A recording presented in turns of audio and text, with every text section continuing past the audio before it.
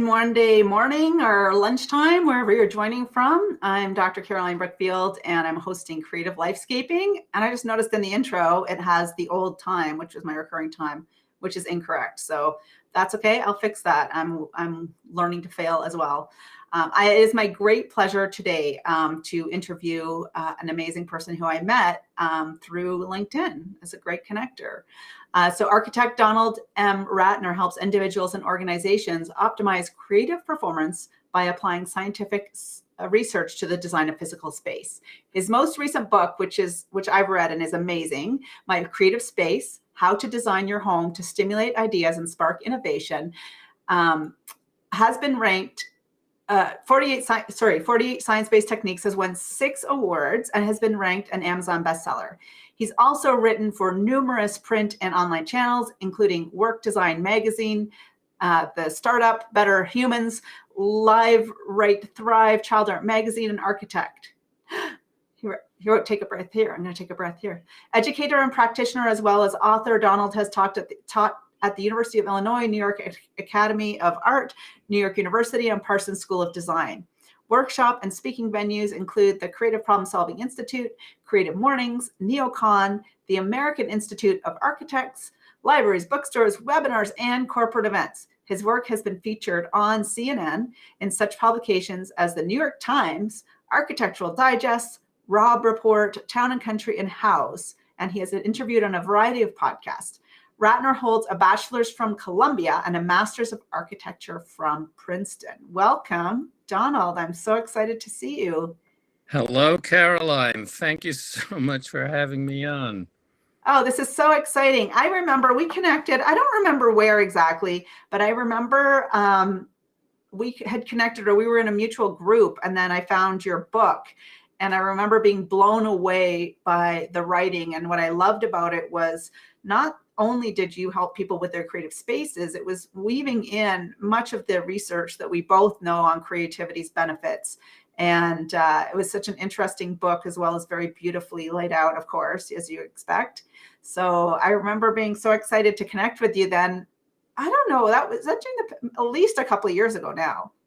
Right. The book came out in October of 2019, so it was just on the cusp of the pandemic. And it's a horrible thing to say, but it was perfect for the book because 6 months later, we're all working from home and we still have to do our work and hopefully still engage in creativity. And the book kind of took off. So in a good, bad way, it was the right book at the right time for the wrong reasons.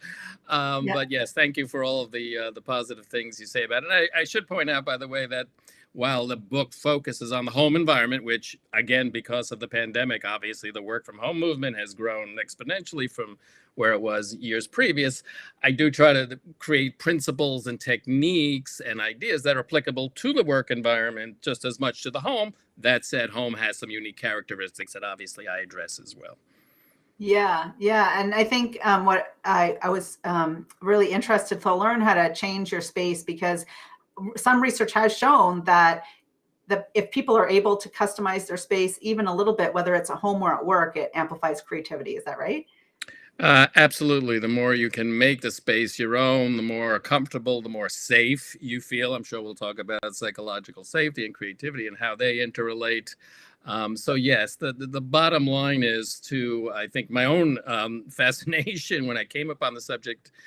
It turns out, according to science, I'm not just kind of making stuff up here, our environment has a huge impact on how we think, feel, and act, of which, of course, creativity is one major component. So just things in your space, like the color of the walls, what's on your desk, what you're looking at out the window, all of these actually influence your brain operations in ways that are in oftentimes hidden to us until science kind of reveals them. And then there are often very good explanations for why this is happening. And we can get into all of that. But be assured there is an impact in your space on your thinking and behaving and feelings and emotion.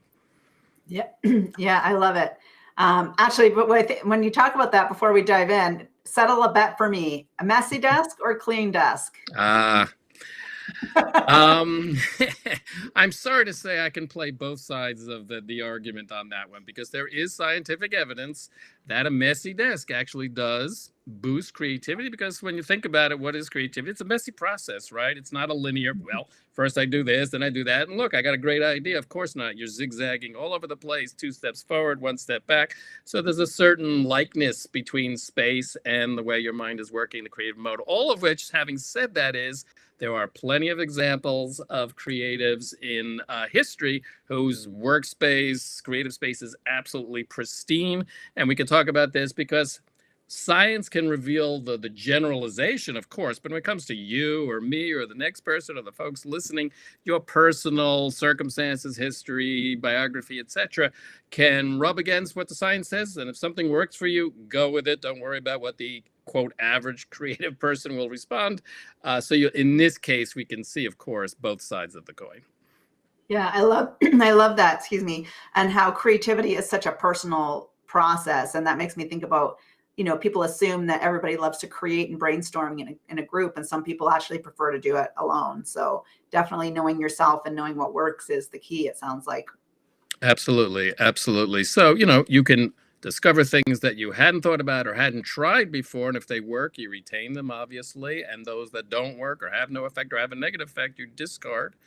But I think, ultimately, as I know you have made this point on your show many times, we are bioengineered to be creative. That is wired into our physical selves. It has to do with how we evolved and all this other stuff. But never say, no, I'm not creative. No, you may not have developed that skill to the extent that you have the raw materials to do so, but you have the wherewithal to begin with to generate novel and useful ideas. Absolutely. It's the human birthright. Well, so speaking of that, I mean, you are, Donald, you're an architect, which I think most would consider kind of to me, that's a very much like an art/science career, being in architecture. Were you always would you always identify yourself as a creative person? I guess it depends on how far back you travel. Not in my youngest years, junior high school, middle school. I didn't think of myself. In fact, most of my studies were in the physical sciences, but the architecture was always in my environment because my mom was an aspiring architect in her youth. And we're talking 1950s. So a woman architect was somewhat unusual. I still have one of her textbooks from, I think, copyright 1953, how to be an architect and all this sort of thing. So she was very into it. She designed her own home. But she herself in that era, of course, was being a mom and raising kids and all of that stuff. She didn't get back to it until we were mostly grown. And then she did actually return to school and obtained a master's in historic preservation, which was coming up in this time. This is now the 1960s. So it was there, and I only kind of responded to it by the time I got basically to college and thereafter. Wow. So there's hope for me that my children will listen to the things that I say and be interested in the things that I do. Yes. Because right now I have teenagers and they are not I interested. know. Yes, they're in a different place right now. But rest assured, everything you say can be used for positive purposes later on. Good. I will hold you to that, Donald. And so, so you didn't always want to be an architect. So was it your mom's influence for architecture? I think it was. Yeah. Yeah, it was certainly that. When I got to college, this is Columbia now, I think that's where, thanks to this wonderful program, basically this curriculum, what they call a core curriculum, which actually goes back to the early 1900s, we were made as students to take courses in art history, in the humanities, in literature, as well as the sciences. The idea is that you want to be a well-rounded person, so you're not just thinking with one side of the brain or the other. And that's where I really first got introduced to the creative spheres in their most traditional sense, and we could talk about that. This is the idea that that creativity is largely associated with the arts. That is not, in fact, any longer the case. But because I was exposed to these things, I really became enamored of the world of art and architecture. And that evolved into a decision. Actually, I was already out of college, but a decision to go back for my master's in architecture and become a practitioner. So in a sense, the seeds were already laid, years before by my mother's interest and so forth. And growing up in a house that was very deliberately designed only to just get, I guess, all of the parts came together in college and after. Yeah, I love that. And there's a quote by Steve Jobs, which I love. He said, you can't connect the dots going forward, only backwards. And so it sounds like I'm hearing that kind of have to have the confidence to explore a number of topics and be open-minded. Just like Steve Jobs took a calligraphy course, supposedly, which is what led to Apple's fonts and, making sure it's a beautiful, beautiful computer. Excuse me. I know that's a very cliche reference, but it sounds like that broad base is what kind of gave you the space to play and find out what really interested you. Exactly. And I mean, the creative mind has to be an open one. That's the whole idea, is that we don't get fixated or tunnel visioned to where we're only seeing certain things. So luckily, in your youth, there's more likelihood of that happening just by the kind of course of your life. Whereas as we get, quote, older, we tend to be more, narrow-minded in the sense of playing it safe, because we've got careers now and we got to focus on how we're going to get ahead unless we stick with our domain. Whereas earlier on, we still have that freedom to some extent to act upon.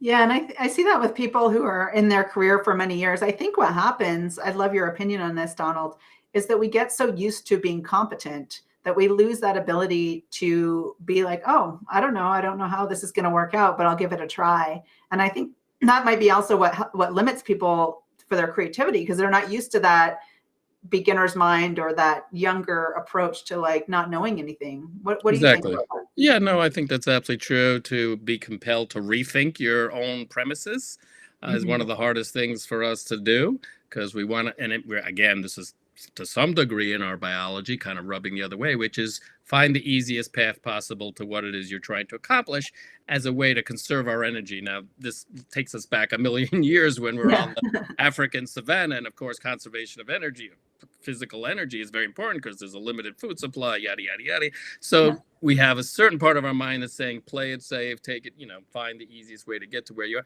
But now in the kind of post-industrial world where creativity is critical for our own personal economic well-being, for that of the entire countries, we have to be willing to question our own premises. Otherwise, we'll never say, well, wait a minute, why do we have to do it that way just because we've been doing it that way for the last 5 years? Why don't we try something different, something new? And that does take courage and confidence, as you say. There's creative confidence that you'll be willing to boldly go where no one has gone before, and that the risk of failure, of course, is greater there. And we worry about that in a work environment because, hey, look at him, he's or her, he or she has failed. They're not going to get advanced if they do things of that sort.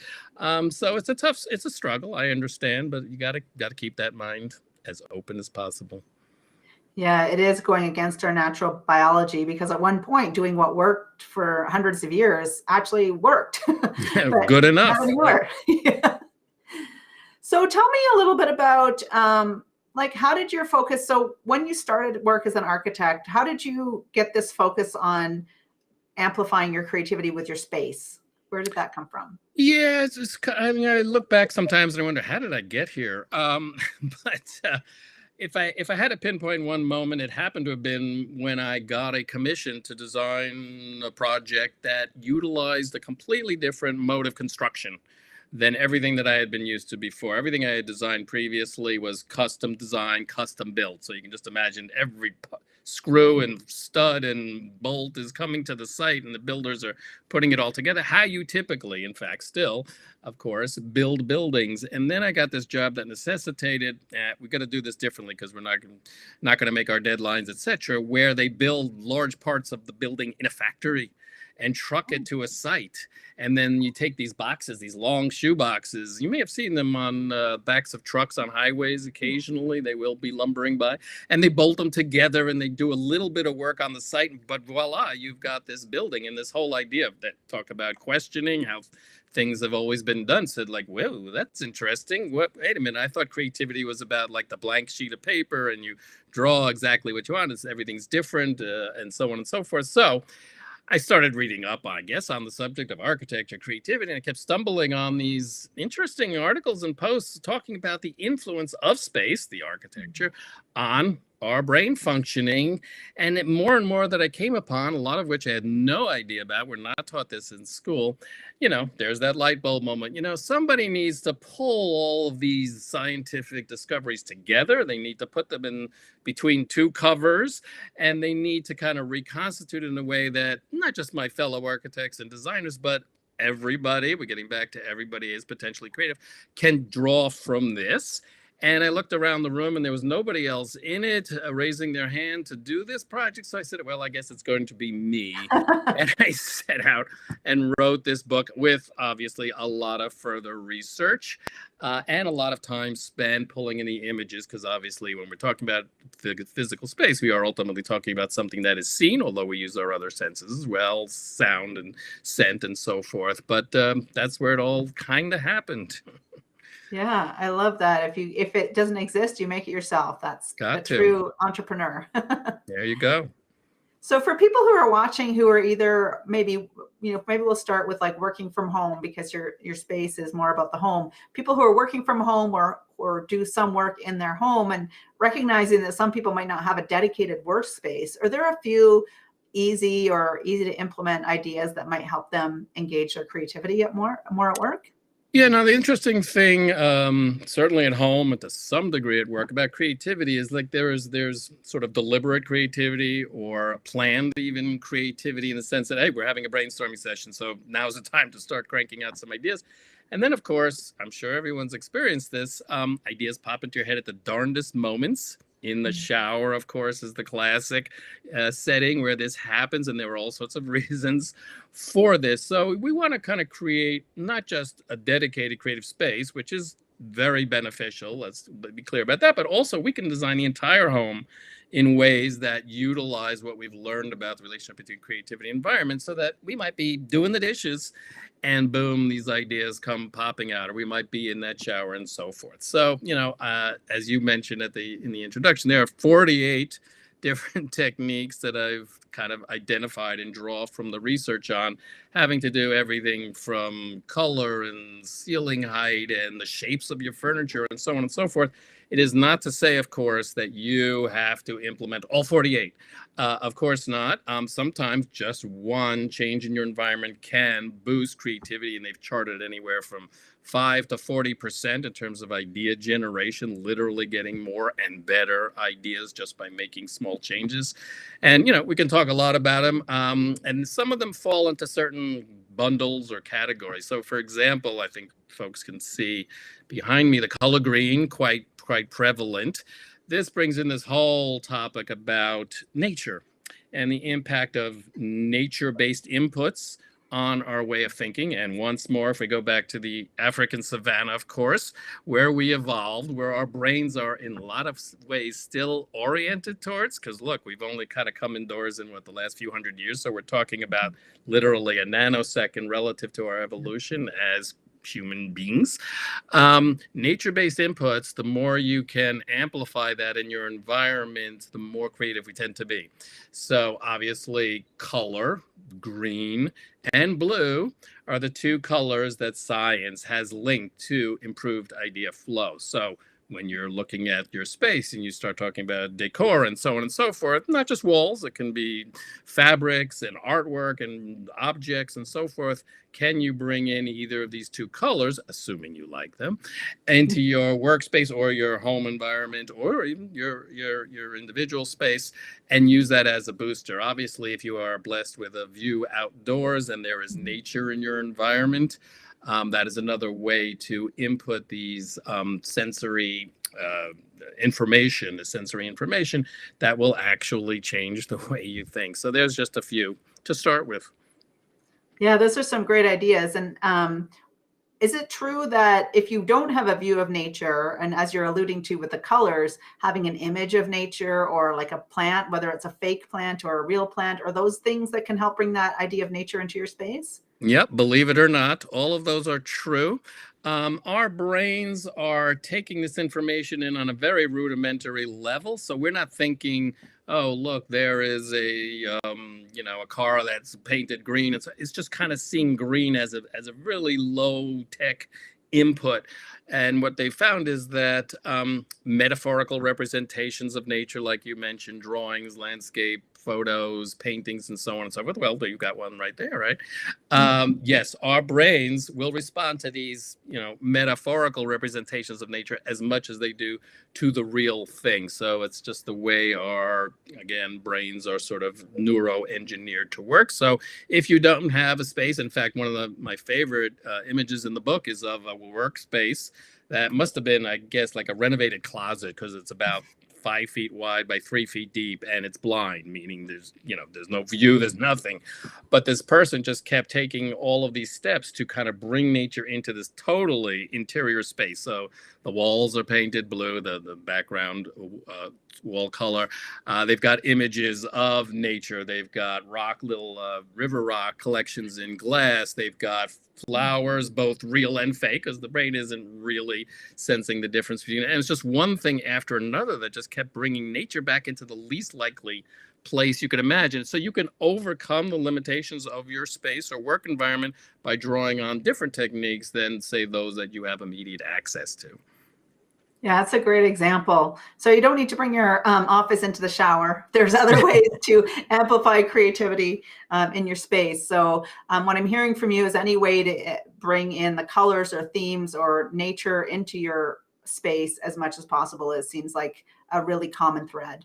Yeah, and if you can get your workspace to allow pets, and you have pets, veterinarian, they have also been shown to actually boost creativity, because that connection of human to nature is very direct. All sorts of reasons. Their warmth, literally, and by the way, touch is one of our senses. So one of these 5 major senses can channel this increased right brain thinking, as we like to talk about it, into the human brain. So pets, certainly in your workspace or at home, are another great creativity booster. Oh, that's great. I always kick my pets out of my little office here when I'm doing when they get annoying. Well, because I got the birds chirp and the dog, she barks. So someone comes to the door, it's very loud. All hell breaks loose. Yeah, no. But generally, she's kind of hanging out with me, my dog here. And Donald, sounds like you have a cat. So does your cat walk across your keyboard like all cats seem to do during meetings? Yes, and even worse, they leave all this hair across my desk. These like tufts of cat hair. It's like, oh, I have to vacuum my desk just to be able to work with some peace and comfort. But cats like to make life difficult, I think. They do like to get into your field of vision, for sure. Yeah. Oh, and I had your book link there. So if you go to Amazon, it sounds like Donald's book is My Creative Space is the name of the book, and the link there on Amazon. But I'm sure if you go to Amazon and just put in My Creative Space, Donald M. Rattner, you will find it. So you will find it. Thank you. Yeah. So tell me, so you wrote a book and you're an architect, so your creativity is obviously front and center in your life. What are things that hold you back, or do you feel held back from expressing your creativity, and how do you overcome them? Well, I think, at this stage of the game, I don't feel terribly held back, although obviously when you take on certain projects like writing a book, obviously you have to overcome the market in a sense. You've got to get an agent, you've got to get a publisher, you got to sell that book. So there's plenty of hurdles, both, from without and also from within. But I'm, fortunate enough to be in a place where I can follow my creative objectives. But of course, all the normal limitations of space, time, and money do kick in. But I imagine, if we're in a larger organizational framework, there is certainly the fear of failure, of course, looms large. The feeling like, well, if people see me as someone who's kind of like out there with some crazy quota ideas, which creative ideas often are, and you tend to shy back, finding that psychological safety. All of those things I understand are quite difficult. And I talk about them in the book in ways that you can, try to overcome them. And that is, by the way, something about the book. While it is obviously looking at the physical environment and how to tool it by using science to increase the flow of ideas, it also obviously has to talk about what is this creativity, and why do we approach it the way we do, and what do we think about it. So it's kind of it's 2 books in one, which is the what is creativity question and answer, and also, okay, how do we use these techniques to boost our own? Yeah, I mean, it's probably a lifetime of practice with becoming an architect and following those kind of breadcrumbs. When you published your book, did you ever have a feeling of like, I hope people will like it, or any nervousness, or did you feel very confident it was going to do as well as it has done? I probably had no idea. I just didn't, I had published some books previously, but just not on this kind of scale and with this kind of a publisher behind it. So it was kind of new to me. I guess, when I think about things like Amazon reviews, which is a typical metric that people use to see how, besides sales figures, how well they're doing, I had, sort of premonitions, oh, I'll probably be in the single digits or something. And somehow I got several hundred. So I guess I've excited the readership enough to comment on it, which is a good thing. So some things were surprising and didn't think I would quite do as well at, and other things I just had no idea what was out there until you do it. And that's what keeps you going, I guess.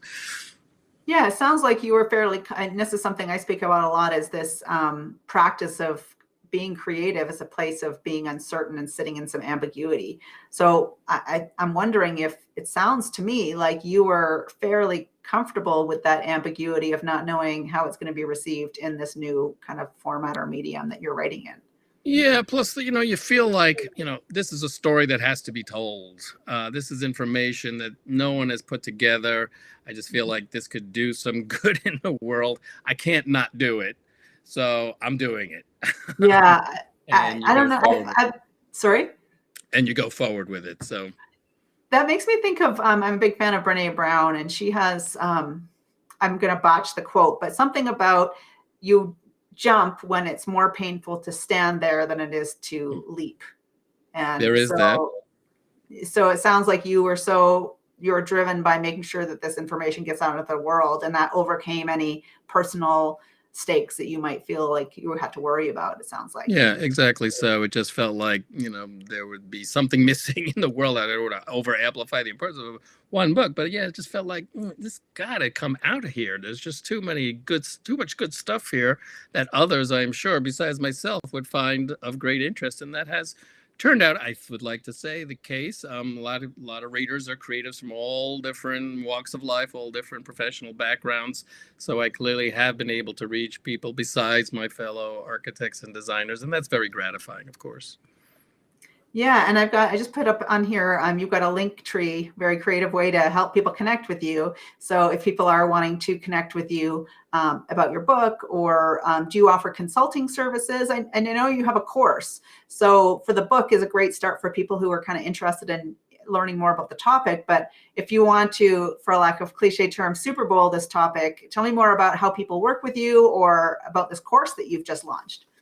Yeah, so the course is very exciting. I was actually approached by what turned out to be a sizable enterprise called Domestika, and that's spelled with a K-A at the end. They're actually originally based in Spain. Obviously, they're operating in the U.S. and globally.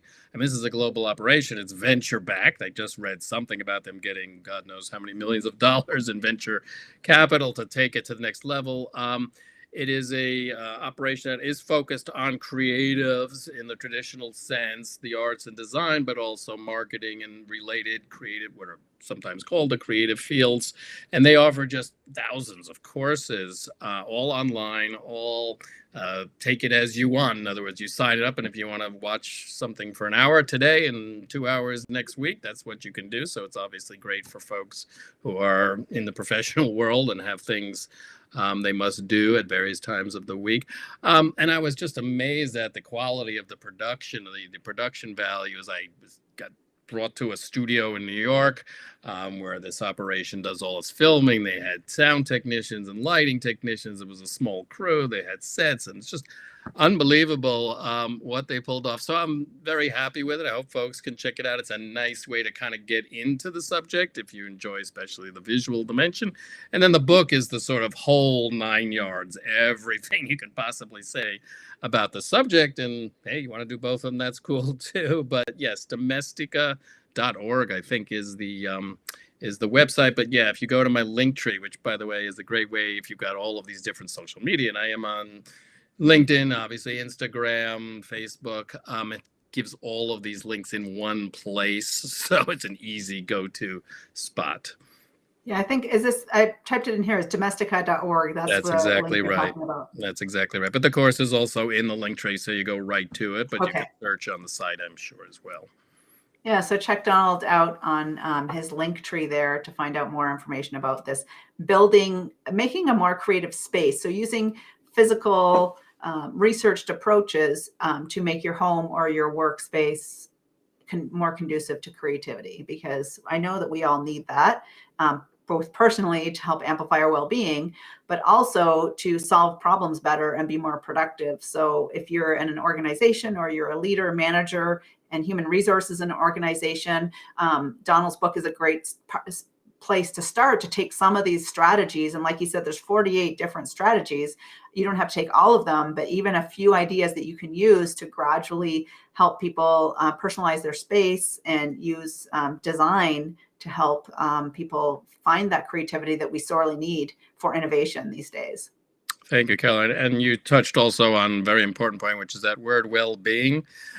Creativity, well-being, and these kind of spaces, they're all linked. So our well-being and creativity kind of work together. The more creative, quote, you can engineer your space, creativity, boosting, the better it is actually for your mental well-being as well. And of course, the color green in nature, seeing nature is a positive reinforcement to us, because it suggests the world is a place that will sustain life, which is critical to our sense of well-being. It lowers stress. It does all those good things. So yes, I'm glad you touched on that as well.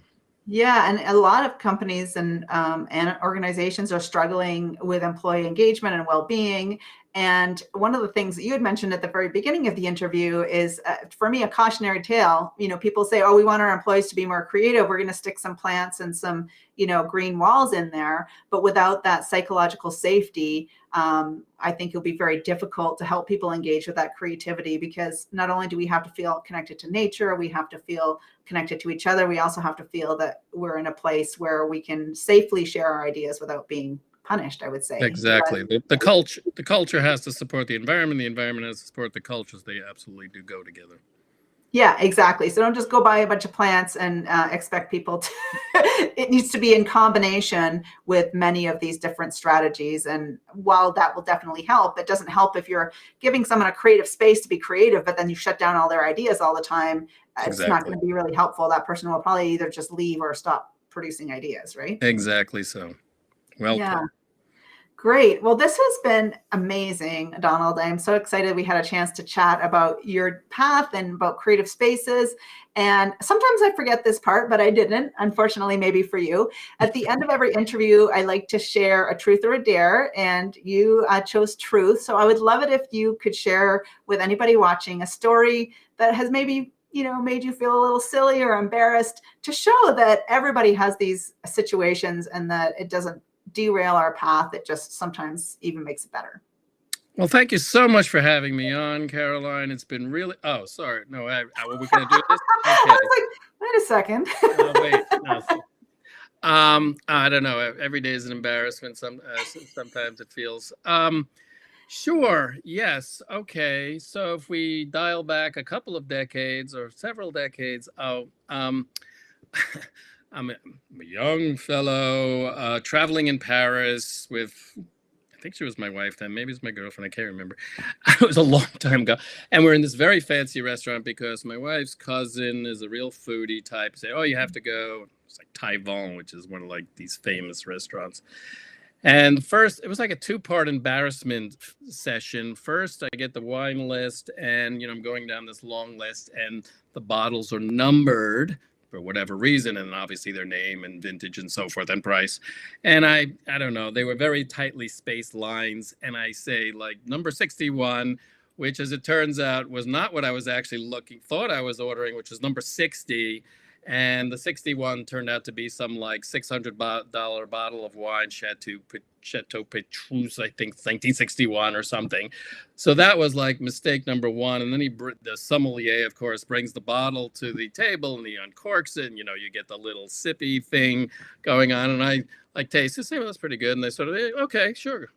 And the sommelier looked at me like I was a total know-nothing. I mean, I just had gone like, sure, to this bottle of $600 bottle of wine, this rube American, and he like snorts and snickers and does things like, sometimes French people are known to do, which I guess everybody does, and pours the wine and leaves in a huff. And I was just like, oh my God, really? But it was a great bottle of wine. It really did taste different from all the other bottles of wine one ever drinks. I just needed to be a little more enthusiastic about it. I So a know. big faux pas in the French Folk. culinary. Perfect.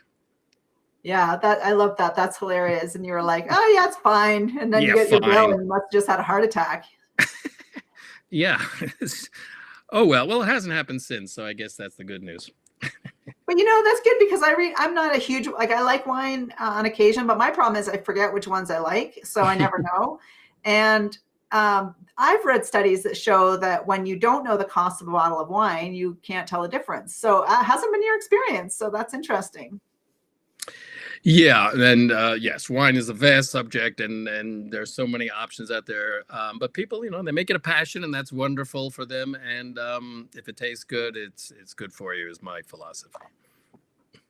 I love it. Well, Donald, this has been an amazing interview. I am so grateful for you to come on and share your wisdom of how to help people with their creative spaces. Again, if you want to learn more about Donald's book, My Creative Space, or his course, you can find him through his link tree there, Donald M. Rattner. Or if you're watching this, he's linked as a speaker in this event. So you can find him. Get creative. Thank you so much, Donald. Have a wonderful day. Thank you, Caroline. You too. Bye. Oh, there's the end stream.